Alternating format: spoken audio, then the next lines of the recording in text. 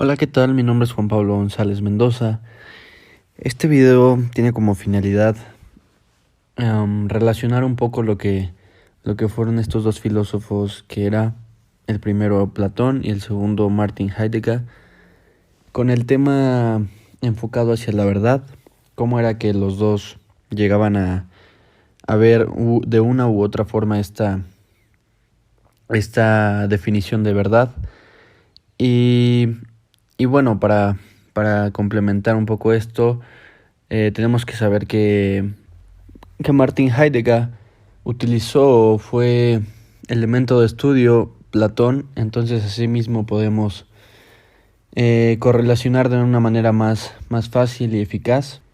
esta principal temática.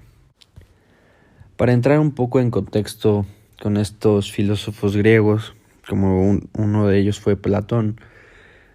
algo que los caracterizaba o tenían en común entre todos ellos, ya sea Platón, Aristóteles, Heráclito y demás, tenemos que todos ellos estaban en constante pensamiento o razonamiento del porqué de las cosas. Todo el tiempo se cuestionaban, todo el tiempo se hacían preguntas de lo que veían, de lo que sentían o simplemente de lo que los rodeaba. Esto fue la característica como más destacada de todos estos filósofos. De aquí viene la pregunta que se genera Platón de buscar el porqué de las cosas, ya que en uno de sus diálogos tiene una plática con Heráclito, y este, que también fue un filósofo presocrático, llegó a mencionar una célebre frase donde nos decía que no podemos bañarnos en el mismo río dos veces. Entonces todos se preguntan por qué, ¿no? Él decía que porque todo está en constante cambio, ya sea el clima, la persona, el agua. Lo único que podemos determinar es el cambio, lo único que está en constante evolución. Entonces, al mencionar esto, él nos decía que es lo único que puede ser constante en esta vida. El conocimiento es algo que él lo denominaba como imposible o no podría ser alcanzado, ya que todo está en cambio, nuestro entorno. Entonces, la pregunta que podemos cerciorarnos de que algo es cierto, como el conocimiento, es como si no existiera. Entonces aquí fue cuando Platón se puso a indagar y, e ir más a fondo en qué es el conocimiento, o se metió esta idea de que él quería saber la manera en la que podríamos llegar al conocimiento o asimismo a la verdad. Y digo conocimiento o verdad porque tenemos dos vertientes que se planteaban, que eran el conocimiento y lo que eran las creencias verdaderas. El conocimiento era esto de las formas o la forma de saber el porqué de las cosas, pero por las razones correctas. Y las creencias verdaderas era esta forma de saber, pero por el método no establecido o por el método que fuera. Entonces, de esta manera se decía que el conocimiento era algo más estable, dejando evidentemente menos estable a lo que eran estas creencias verdaderas, y de tal manera se le daba prioridad a la definición de conocimiento, y a las creencias verdaderas simplemente se le priorizaba por el medio. Teniendo esto como base e introduciendo un poco esto, también teníamos estas cuatro principales ideas que Platón planteaba,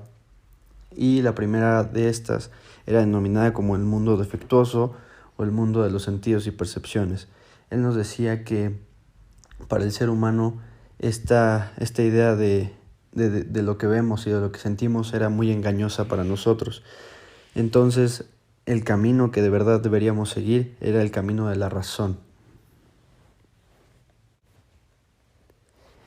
Después de este tenemos el segundo, que era el de la teoría de las formas perfectas, donde esto englobaba lo que era la bondad, la belleza, la igualdad, la grandeza, la semejanza, la unidad y la inmutabilidad. Y bueno, esto se englobaba, ya que en conjunto, todas estas eran lo que nos guiaba hacia la virtud. Y para él teníamos que virtud y verdad eran como sinónimos, era llegar de una a otra. Tenemos el tercero, que era nombrado la teoría de la recolección. Mencionaba que nosotros como seres humanos ya teníamos las bases o ya contábamos con estos cimientos que eran lo que nos iban a llevar a la verdad, y que con el paso del tiempo, la evolución y demás,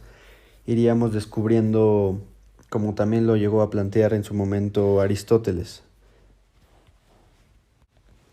Y finalmente la cuarta idea que planteaba era la de alma-cuerpo, y esta quería demostrar que, que tanto el alma como el cuerpo son totalmente dos cosas distintas. Una cosa es que se complementen y actúen en conjunto, pero son cosas que no dependen ni de una ni de otra. Entonces aquí es donde nos separaba que el alma como tal era esto que no podíamos ver, esto que no era perceptible para el hombre, y esta parte de cuerpo era lo metafísico, lo que podríamos percibir, lo que podíamos sentir o tener a simple vista. Bueno, sabiendo esto y teniendo presente como todas estas ideas que Platón nos daba a conocer, es muy importante, y creo que de los puntos más importantes, conocer este mito, que es el mito de la caverna, donde creo que es un ejemplo muy, muy claro y preciso para el tema que estamos tratando, que es el de la verdad. Entonces, este mito se basa principalmente en que en una cueva, en una caverna, existen seres humanos o personas que están encadenadas de cuellos y pies a las rocas, y lo único que ellos llegan a ver es por medio de antorchas, es lo único que iluminan ahí adentro. Y existen personas que pasan con figuras de cerámica de animales, de personas, que de cierta manera se llegan a proyectar por la luz que hay de las antorchas. Entonces estas personas viven en ese mundo donde lo que consideran o catalogan como verdad es lo que esas personas les quieren enseñar o les quieren dar a entender con estas figuras de cerámica, y no lo que de verdad existe allá afuera. Entonces llega el punto donde uno de ellos logra escapar, sale de la caverna y se deslumbra por la luz del sol, por algo que nunca había visto. Entonces en ese momento se queda asombrado y comienza a ver lo que hay a sus alrededores, algo que nunca había visto y que nunca le habían demostrado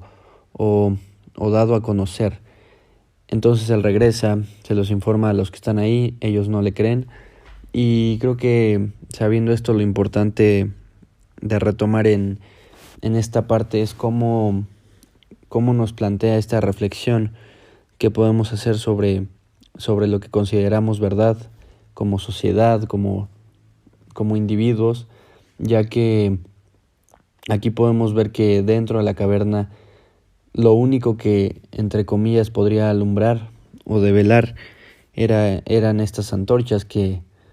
por el contrario, creo que lo único que querían hacer era engañar a esas personas con este mismo ocultamiento, que era a través de las sombras, con esta, si lo vemos como simbología. Y creo que este cuestionamiento que nos hace con este mito es cómo el ser humano pueden plantearle, en este caso con estas sombras de figuras de cerámica, y pueden terminar creyendo todo lo que ven o todo lo que escuchan. Entonces lo que nos quiere plantear Platón es cómo el hombre necesita, o es una necesidad natural, el cuestionarse, el no quedarnos con lo que supuestamente es verdad. Y de esta manera podemos llegar o podemos adquirir más conocimiento, ya que es una manera en la que el hombre se quita como esa venda de ojos o desoculta esa verdad a través de la iluminación o como ya mencionaba la palabra en griego que era aletheia, que era esto que es la verdad o virtud. Teniendo en cuenta esta definición o esta perspectiva de la verdad para Platón, entraremos ahora en Heidegger, que fue un filósofo alemán que a la vez también tuvo o fue influenciado por el mismo Platón, donde él nos plantea que el problema de la esencia de la verdad es por sí misma o en sí misma la misma esencia del ser, o sea, la verdad del ser. Entonces, eso nos puede llevar al origen de la verdad lógica, encaminándonos hacia la verdad ontológica, ya que radica en que esa verdad tiene relación en tanto es como lo que se dice de, pero no como verdad del ser, sino como la verdad al momento de que el ser se quiere revelar o quiere desocultarse. Como llegamos a ver en textos de Martin Heidegger, como era el del Camino del Bosque, hablaba mucho sobre esto que era la relación entre el artista, la obra de arte, y también tocaba mucho este punto que tenía que era la verdad en la obra de arte o como ente. Entonces era esto donde el artista expresaba o plasmaba la función de transmitir ese concepto en algo que lo llegaba a ser verdad, ya que era algo que es en sí mismo. Entonces, esto era relacionado con Platón, ya que para él la verdad era este mundo de las ideas o este mundo de lo terrenal, de lo que sí es, de lo que podemos ver o de lo que podemos percibir a simple vista. Entonces aquí es donde también podemos retomar a Platón, que nos mencionaba que no debíamos confiarnos o dejarnos llevar por el mundo de las percepciones y de los sentidos, ya que muchas veces nos llegan a engañar, sino que debíamos llevarnos por el camino de la razón, por este camino que nos ayudaría a desocultar o develar al ente en cuanto se expone a la verdad, así mismo como se plasma. En este caso, con Martin Heidegger podemos verlo con el arte, con las obras de arte, que son verdad en tanto se muestran como ente, como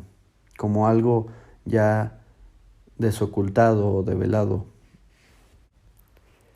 Sabiendo esto, podemos traer a cuento de nuevo la ejemplificación que daba de la obra de arte relacionada con la verdad, donde el mismo origen de la obra de arte es de donde proviene o lo que conforma la cosa tal y como es, como ya había mencionado anteriormente, cuando o al momento de que una cosa es develada o mostrada por sí misma, es una manera en la que podemos darnos cuenta que es la fuente de la esencia, que es algo tal y como se manifiesta, no tiene ninguna alteración. Entonces en ese momento es cuando se devela o se desoculta algo. La obra sería como el elemento que hace al mismo tiempo reconocer al artista, y el artista sería el que podría generar esta obra. Como ya había mencionado, hay una relación entre artista y obra que en este caso sí debe ser dependiente una de la otra, ya que al momento de que las obras son vistas de una manera natural, son simplemente un objeto más, pero es una cosa bella por sí misma. Teniendo esta relación entre obra y verdad y la manera en la que podemos verla ejemplificada en la obra de arte, tenemos que la misma obra de arte es su misma instaladora o su propia instaladora, ya que en tanto es ser y en tanto es obra. Entonces, al momento de que la obra o que instala en tanto obra como obra es alzándose en sí misma, es como abrir un mundo y es lo que mantiene como esta develación o esta manera de desocultar algo, está iluminando, está alumbrando un mundo nuevo dentro de otro mundo. Retomando esta parte, teníamos que en tanto un mundo hace mundo y tiene que ser más de lo que es aprensible y perceptible que consideramos en nuestro hogar. Esto quiere decir lo que ya hemos mencionado anteriormente con Platón, que está muy relacionado este mundo de las percepciones y sensaciones, que no debemos, bueno, más allá de que no debamos de confiarnos en esto, aquí Martin Heidegger también nos está comprobando, nos está refutando este pensamiento que para llegar a la verdad o acercarnos a ella va más allá de todos los sentidos y lo que es perceptible, sino va más hacia el mundo de las ideas o el mundo del pensamiento, del razonamiento. Entonces, asimismo, la obra es lo que permite a la tierra ser tierra. Esto quiere decir que, en tanto es arte, sería considerado como todo lo verdadero dentro de la obra. Se vuelve verdadero en tanto se muestra como ente, o sea, esta manera de develar o esta manera de mostrarse como instalación o como objeto no deja de llevar esa esencia que es la que la hace totalmente verdadera en tanto es ente u objeto o cosa. Uno de los términos que también se manejaban mucho en este texto de Heidegger era esta parte de la coseidad o esto que era relacionado con entre artista y obra. Al momento de que se toca el tema de la verdad, la coseidad no entra ahí, ya que esto no altera la esencia ni la verdad de la obra de arte, ya que esta parte no está sujeta ni a las percepciones ni a valores o caracteres de cosificación que son derivados de las bellas artes con las que son analizadas o prejuiciadas este tipo de obra de arte. Entonces, como ya había mencionado, como esto va más allá de lo perceptible y de lo visible, en tanto es verdad. Para cerrar y concluir esta comparativa no comparativa, esta relación entre estos filósofos y lo que es la verdad, terminaré con esta cita que plantea Heidegger, donde trae a cuento muy, muy claro lo que él considera como verdad, y es esta cita que nos dice: esta que es la soberana, la que permite la desocultación, nos remite a algo tácito, o sea que, en lo sucesivo, la esencia de la verdad como esencia de la desocultación no se despliega desde la propia plenitud esencial, sino que se desplaza sobre la esencia de la idea. La esencia de la verdad abandona el rasgo fundamental de la desocultación. Heidegger, 1932. Para cerrar este tema, quería complementar esta cita con mi explicación y creo que con esto Heidegger puede cerrar muy bien su idea de lo que es la verdad para él. Y es porque como él nos plantea aquí en la frase con este verso que dice: la esencia de la verdad como esencia de la desocultación no se despliega desde la propia plenitud esencial, sino que se desplaza sobre la esencia de la idea. Aquí nos da a entender que lo que es desde donde se despliega lo que es considerado como verdad no es desde el medio, sino que se despliega desde la idea, como ya habíamos mencionado, desde este mundo de las ideas, y es donde comienza este desocultamiento o este objetivo de desocultar las cosas y simplemente mostrarse tal y como son. En ese momento es donde comienza a actuar lo que es considerado como la verdad, y Y esta es como la refutación de todo lo que hemos visto a lo largo de este video y agradecer a ti, Aldo, por la paciencia y por la enseñanza de este curso. Creo que me fue de bastante ayuda, a pesar de que en un inicio me encontraba un poco desorientado, pero en este video creo que pude plasmar bien que en tanto Platón como Heidegger tienen pues mucha relación, y no únicamente ellos, sino todos los filósofos que llegamos a ver a lo largo del curso, y pues que sea una muestra de del esfuerzo que le puse a la clase. Muchísimas gracias.